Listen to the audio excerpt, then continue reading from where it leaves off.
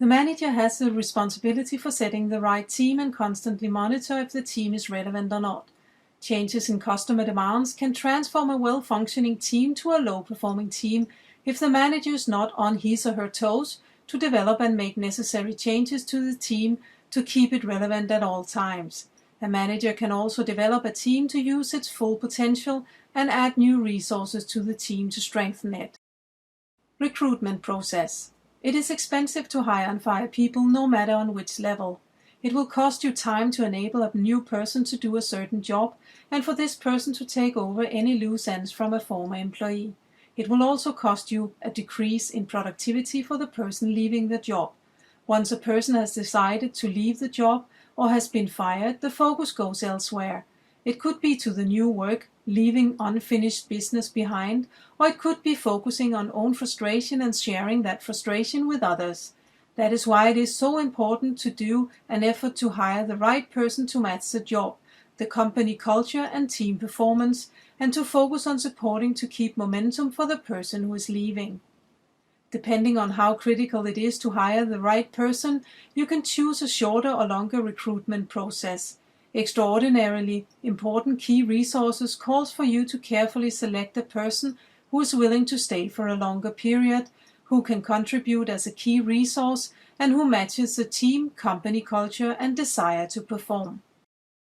The process can be: find out what kind of person you need, write the job ad, receive applications, choose relevant candidates, investigate in the candidate's possibility to match the job, choose the final candidate, negotiate a contract, let the other candidates know that you have made your choice, make a plan for how to introduce a person to the company, team, and task.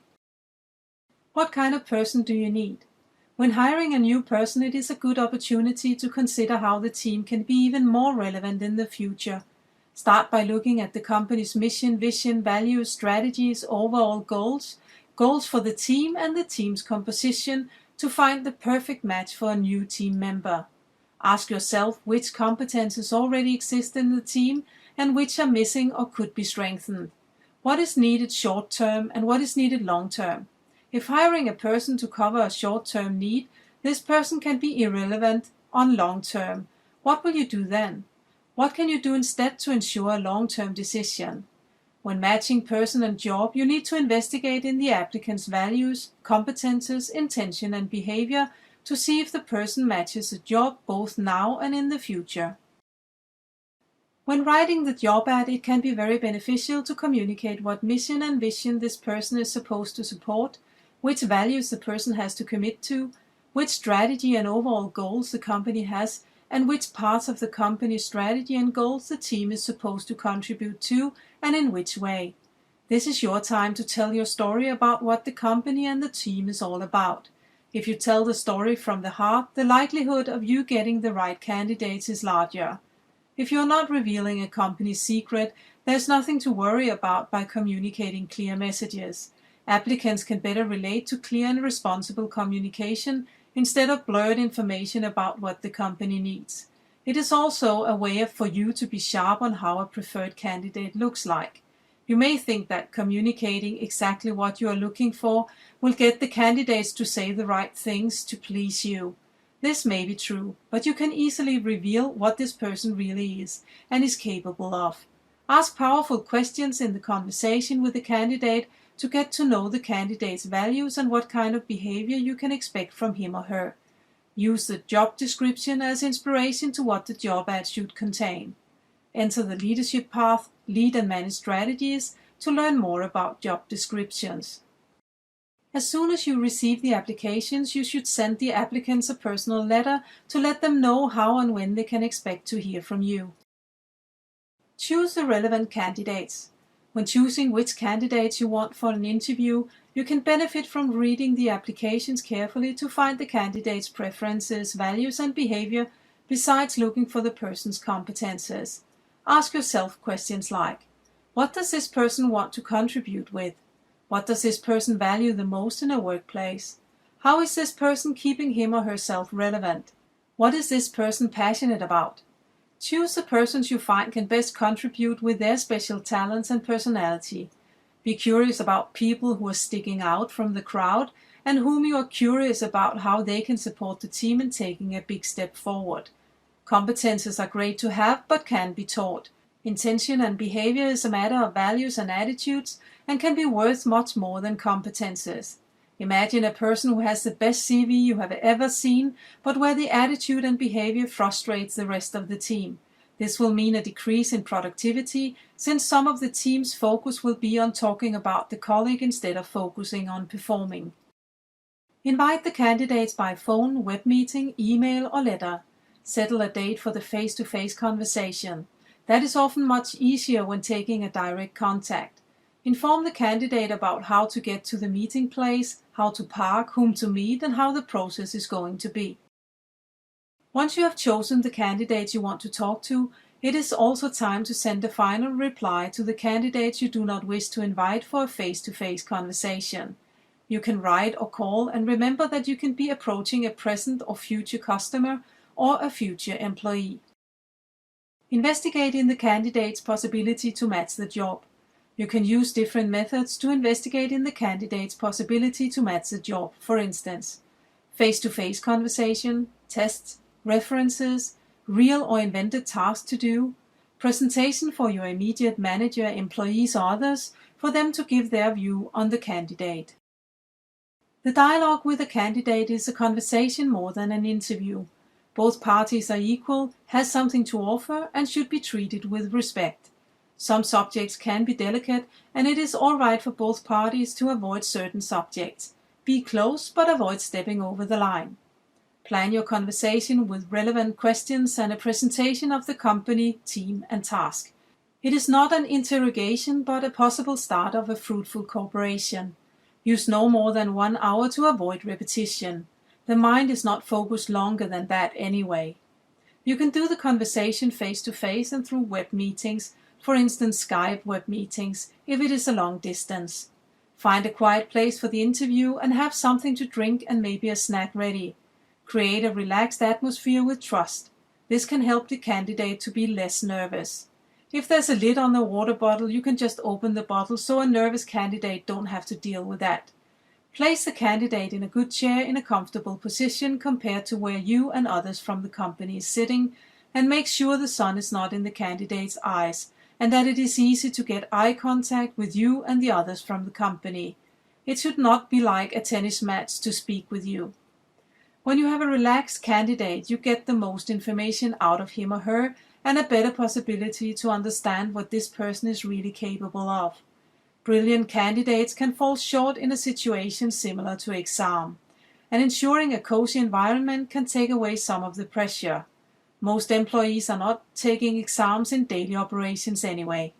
Let everyone present themselves in short so the candidate knows who is the manager, who is from the human resource department, and who is a possible future colleague.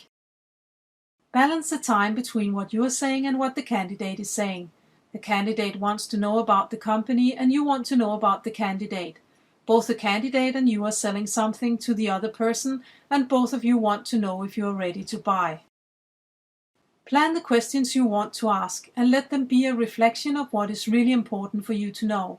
Ask powerful questions that get the person to talk about him or herself in a more personal and detailed way. Ask questions like, what are you really good at? How come you're good at that? In which way do you use your strength? When has this really helped you to succeed? What did others say about you then? What have you been mostly proud of in your career? What has been the largest obstacle you have met? How did that affect you? What did you do about it?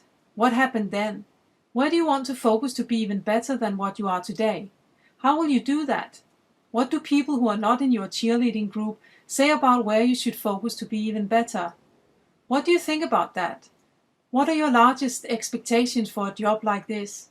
What do you hope that this job will bring you? What are you mostly passionate about when seeing the job ad? How do you want to make a difference? What do you think will be your largest contribution to this company?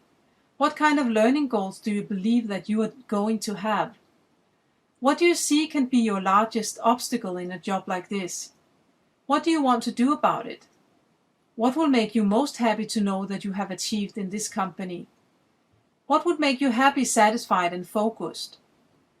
What would make you really sad, angry, or frustrated? How can I be the best leader and manager for you? How will you tell me what you need from me to do your job right? How will you tell me what I can change to be even better for you? Plan your storytelling about the company and let that story be your own personal one. Tell what you believe to be true, both the good stories and where the company can focus to get even better. Be proud of your company, show your passion, and be honest about shortcomings.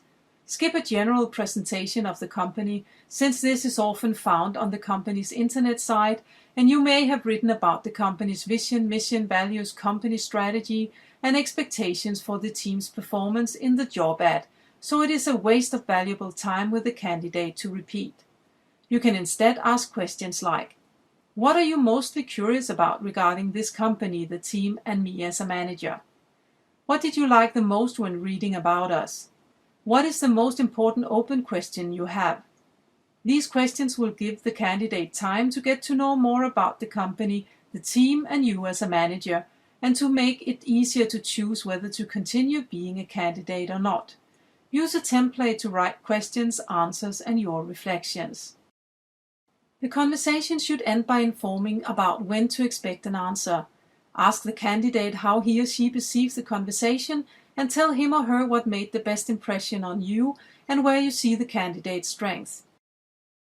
Keep your promise about when to deliver an answer, and rather call than send a letter or email. This way you can give a thorough yet short and precise feedback to the candidate, where you can repeat the strengths and say what the candidate can improve to be an even better choice next time. Feedback is a gift, and it is all right for the candidate to say, no thank you. Leave room for the candidate to ask you questions related to the feedback. When you call, you can start by asking if the time and place is convenient. The candidate can be out shopping or eating lunch with colleagues at the present workplace. One thing that is important to think about when hiring a new employee is that you can be talking to one of the company's customers or someone who will in time meet a potential customer. This means that if you have a good and decent process, you will have a potential ambassador for the company. You can use different kinds of personal tests to find out more about your candidates. Tests are often expensive to run, either because you pay an external to do it or because they take a lot of your time. Tests most often have a fee too, that you pay an external company having the copyrights. Most tests are revealing what kind of preferences a candidate has. Before you decide which test you want to use, find out which personal intelligences are needed to support the performance you are looking for. For instance, linguistic, logical mathematical, spatial, musical, bodily kinesthetic, interpersonal, intrapersonal. Enter the leadership path, lead and manage yourself, to learn more about personal intelligences. Some of the most used tests are IQ tests, which measures the logical mathematical intelligence. Other tests can, for instance, be DISC, MBTI, FIRO-B, Belbin, and OPQ. There are lots more on the market. Find the test that better support your purpose. You can ask for references to get to know the person through persons who knows the candidate. Do that when you have just a few candidates left to choose from. You can ask for references in the face-to-face conversation if you are sure you want to see the candidate again, or if it's a maybe candidate. You can also write and ask for it after the face-to-face conversation. The references you get from the candidate are most probably people whom the candidate trusts will give a good recommendation. You can find the candidate's strengths through these references, and given you ask the right questions, you can also find out what this person can benefit from being even better at. Ask similar questions as you did to the candidate. For instance, what is he really good at? How come he is good at that? In which way does he use his strengths? When has this really helped him to succeed? What did others say about him then? What should he be mostly proud of in his career? What do you believe has been the largest obstacle that he has met? How did that affect him? What did he do about it? What happened then? Where do you believe that he can benefit from focusing to be even better than what he is today? How should he do that? What is he passionate about? How do you believe that he can make a difference for us? What do you believe makes him happy, satisfied, and focused? What do you believe makes him really sad, angry, or frustrated? How do you believe that I can be the best leader and manager for him? You can also find references yourself, and that is most easy to do if it's an internal candidate. If the candidate has not given you a previous or present manager as a reference person, you can ask for that name and permission to ask. If you get a no to that, there is a reason. Find out by asking a question like, I respect that you have a reason to say no. Is it a reason you want to share with me? There's of course always a natural reason for saying no to let the present manager be interviewed. What is the reason for you? Look at the body language, eye movements, and tone of voice to see if there is more to it than just a, I don't want him to know that I'm looking for a new job. If you sense that there's more to it, you can ask a question like, what is this really all about? I sense that there's more to it than that. What is it? Sometimes a manager and employee is not a good match. How are you and your present manager not a good match? I sense that you and your present manager is not a good match. Am I right? What is that all about? There's often a natural explanation for why a candidate is not eager to let you interview a previous or present manager. It could be that the candidate does not want anyone close to him or her to know that he or she is looking for another job. In many cultures, it means that the manager stops focusing on the person, finds a replacement out of the blue, gets a good reason for not spending money on competence development, or stops any promotion initiatives. It could also be that the candidate and manager is or has not been a good match. When mismatch happens, it is caused by both parties. Listening only to the manager's story gives you one half of a picture. The other half you get from the candidate by asking questions like, given that mismatch in a relationship is caused by two parties, what is your share? What have you learned from the situation? Given that you end in a similar job relation later on in your career, what will you do differently next time? You can ask similar questions to the previous or present manager. A lot of managers who has ended up in a bad relationship with an employee want to blame the employee for the situation. These managers are most often also the people who decrease creativity, individual and team responsibilities, trust and high performance. Ask yourself if you have a candidate that sticks out from the crowd by having bad behavior, or whom in the right environment will make an amazing difference to the company. Ask yourself if that environment is with you. You can see the person in action by giving him or her a real or invented task to do. As a manager, you will most probably be seeing this person in action in daily operations anyway, if this person is hired, so you might as well start now. This way, the candidate will also get to know how you are a manager. Present a situation from daily work and ask how the candidate wants to handle it. It can be beneficial to let others get to know the candidate too. 4 eyes are better than 2, they say. It's a valid point. You will find that another person sees something that you don't. You can let the person in from the start so you have a partner to discuss your reflections with. It can be an HR partner, your immediate manager, a manager colleague, an external consultant, or one or more persons from the team. If you choose one or more team members, you can get ambassadors for the candidate you choose to hire. This can reduce the time it takes for this person to be a part of the team. Choose your candidate by listing pros and cons and compare present and future needs and what the different candidates can offer.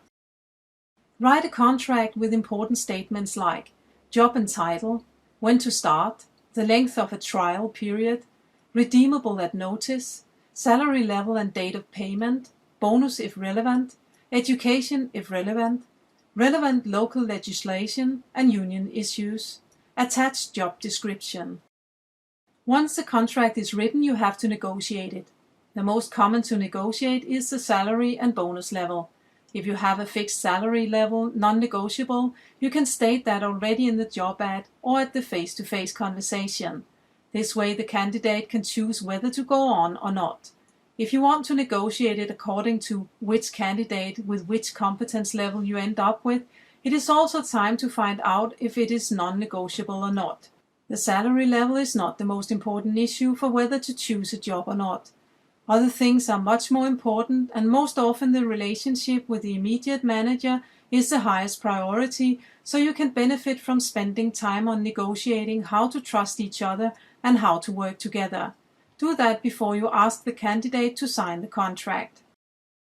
Let the remaining candidates know that you have made your choice. Once a contract is signed, it is time to either call or write to the candidates you did not offer the job. Don't hesitate, since the candidates are waiting for an answer. Make sure that the candidates get the opportunity to get feedback from you. Offer it immediately. You can structure the feedback like this. Where do you see the person's strength?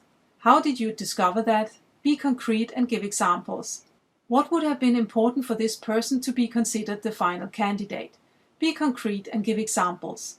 Give a positive all-in-all sentence to wrap up with and to send the person forward in his or her job search in a positive way.